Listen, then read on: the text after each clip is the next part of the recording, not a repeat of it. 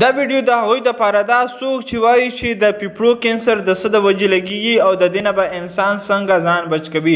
د پیپړو کینسر زیاتر د سیګرټ څښلو د وجې لګیږي. هغه انسان ته ډېر زر کېږي څوک چې سیکنډ هینډ سیګرټ څښي. مطلب کله یو انسان سیګرټ وڅښي هغه سیګرټ د محفل یا د ملګرتیا په طور باندې بار بار تاویږي او هر څوک یې تسکي نو د هغې سیګرټ نه ډېر زر انسان ته لګېدی شي. دویم هغه انسان ته هم ډېر زر لګېدی شي کوم انسان چې په دې ماحول کې ژوند تېروي یا ګزاران یې کوي.